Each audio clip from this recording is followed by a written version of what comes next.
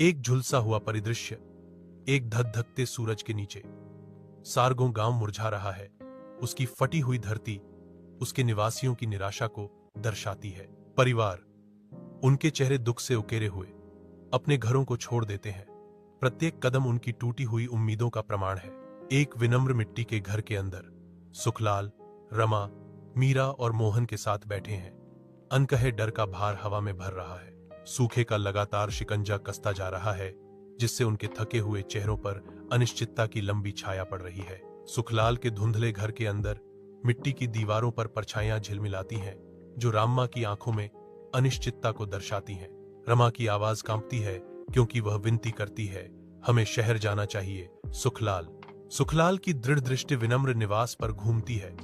एक मूक वादा उनके अनुभवी चेहरे पर अंकित है। अगर हम भी चले गए, सुखलाल कहते हैं। उनकी आवाज अनकहे डर से भरी हुई है। इस घर, इस मिट्टी का क्या होगा? वह पूछता है। धुंधले कमरे में परंपरा का भार स्पष्ट रूप से महसूस होता है। कठोर सुबह की धूप में सुखलाल कुएं से पानी खींचते हुए जोर लगाता है। उसके माथे पर पसीना चमक रहा है। पानी सूखी धरती में गिरता है, उसकी बंजर भूमि के लिए एक मामूली पेशकश। गांव वाले सुखलाल के अथक प्रयासों का मजाक उड़ाते हुए खेतों में हंसी गूंजती है। उसका झुर्रीदार चेहरा दृढ़ संकल्प के साथ सख्त हो जाता है, तानों को अनदेखा करते हुए।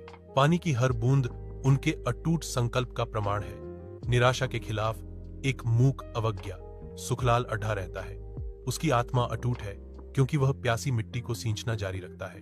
3 सप्ताह बाद पृथ्वी फिर से सांस लेती है, क्योंकि छोटे हरे अंकुर साहसपूर्वक उभरते हैं, जो अंधेरी मिट्टी के खिलाफ जीवन के संकेत हैं। सुबह का सूरज सुखलाल के खेत को उज्जवल सुनहरी रोशनी से नहलाता है।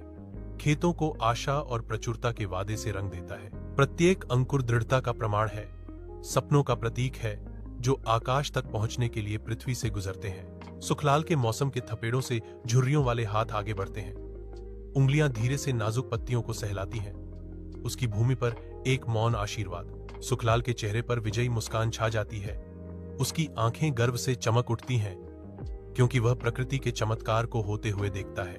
देखो, हमारी मेहनत रंग लाई, सुखलाल विस्मय से भरकर कहता है। सुनहरे खेत उसके सामने फैले हुए हैं। सुखलाल के खेत पर एक भयंकर तूफान उतरता है।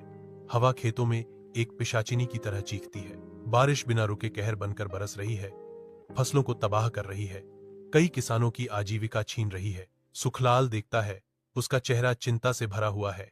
तूफान की प्रचंडता उसकी डरी हुई आंखों में झलकती है। हवा का हर झोंका उसकी फसल को उखाड़ने की धमकी देता है, जिससे वह प्रकृति के प्रकोप के